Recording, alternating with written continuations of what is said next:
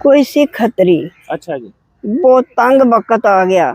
ਜਿਹੜੀ ਖਤਰਾਣੀ ਸੀ ਨਾ ਉਹ ਤੰਗ ਆ ਗਈ ਤੇ ਤਾਂ ਕਮਾਈ ਨਹੀਂ ਕਰਦਾ ਕੋਈ।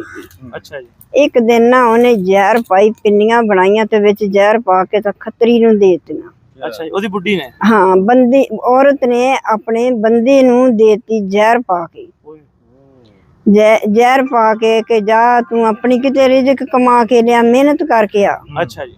ਉਹਨੇ ਕਿਹਾ ਖਾਊਗਾ ਮਰ ਜਾਊਗਾ, ਮੈਂ ਮੇਰੇ ਮਗਰੋਂ ਰਿੱਛ ਜਾਊਗਾ। ਦੂਰ ਹੀ ਕਿਤੇ ਕੰਮ ਤੇ ਜਾਊਗਾ ਤੇ ਰਸਤੇ 'ਚ ਮਰ ਜਾਊਗਾ ਤੇ ਇੱਥੇ ਘਰ ਨਾ ਮਰੂਗਾ। ਕੰਮਾ ਹੋਣਾ ਨਖਟੂ।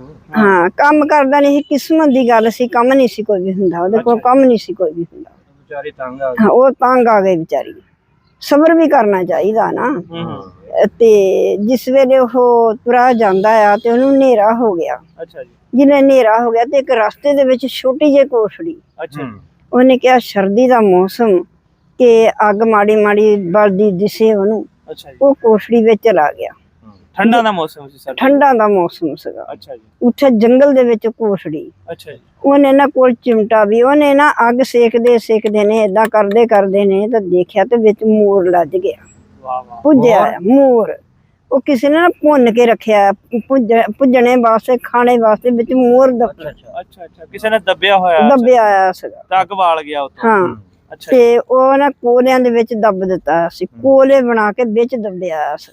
ਅੱਛਾ ਜੀ। ਉਹ ਅੱਗ ਸੇਕਣ ਲੱਗਾ ਵਿਚਾਰਾ, ਏਦਾਂ ਕਰਦਾ ਫੁੱਲਦਾ ਮੋਰ ਨਿਕਲਿਆ। ਅਬ ਜਿੱਦਾਂ ਅੱਗ ਨਹੀਂ ਅਸੀਂ ਛੇੜੀ ਦੀ ਕਿ ਥੋੜੀ ਹੋਰ ਭਖ ਜਾਵੇ। ਤੇ ਹੋਰ ਭਖ ਜਾਵੇ।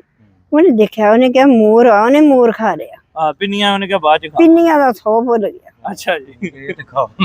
ਉਹਨੇ ਮੋਰ ਖਾ ਲਿਆ। ਅੱਛਾ ਜੀ। ਉਹ ਜਦ ਨੂੰ ਚੋਰ ਚੋਰੀ ਲਾ ਕੇ ਆਏ, ਉਹਨਾਂ ਨੇ ਆ ਕੇ ਮੋਰ ਖਾਣਾ ਸੀਗਾ। ਅੱਛਾ, ਚੋਰਾਂ ਨੇ ਰੱਖਿਆ? ਹਾਂ, ਉਹ ਰੱਖਿਆ ਚੋਰਾਂ ਨੇ ਸੀਗਾ। ਅੱਛਾ ਜੀ। ਚੋਰ ਆ ਕੇ ਹੈ ਸਾਡੀ ਕੋਠੜੀ 'ਚ ਕੌਣ ਆ ਗਿਆ? ਅੱਛਾ।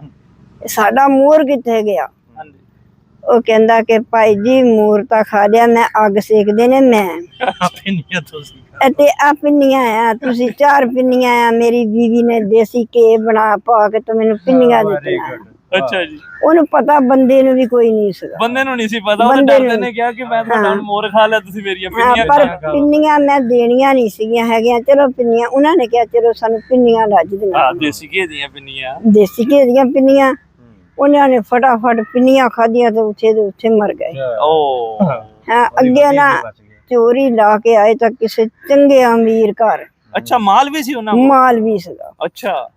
ਤੇ ਹੈਗੀ ਵੀ ਦੌਲਤ ਸੀ। ਅੱਛਾ। ਪੈਸੇ ਸੀਗੇ। ਵਾਹ ਵਾਹ ਵਾਹ। ਉਹਨੇ ਚੁੱਪ ਕਰਕੇ ਲੱਦੇ ਕਿਸੇ ਚੀਜ਼ ਵਿੱਚ ਬੰਨੇ ਪੈਸੇ, ਬੰਨ ਕੇ ਤਾਂ ਘੋੜੀ ਦੇ ਉੱਤੇ ਬੈਠਾ ਤਾਂ ਘਰ ਆ ਗਿਆ। ਉਹਨਾਂ ਦੀ ਘੋੜੀ ਤੇ ਬੈਠਾ ਤੇ ਘਰ ਆ ਗਿਆ। ਅੱਛਾ। ਜਿਹਦੇ ਘਰ ਆਇਆ ਤੇ ਅੱਗੇ ਜਿਹੜੀ ਉਹਦੀ ਬੀਵੀ ਸੀ ਉਹ ਪਰੇਸ਼ਾਨ ਹੋ ਗਈ ਤਾਂ ਮੁੜ ਕੇ ਫਿਰ ਆ ਗਿਆ। ਅੱਛਾ। ਉਹਨੇ ਤੇ ਇਹ ਕੀ, ਉਹ ਕਹਿੰਦਾ ਜਦੋਂ ਸੁੱਤੀ ਕਿਸਮਤ ਜਾਗਦੀ ਤਾਂ ਪੁੱਜੇ ਲੱਜਦੇ ਮੋਰ।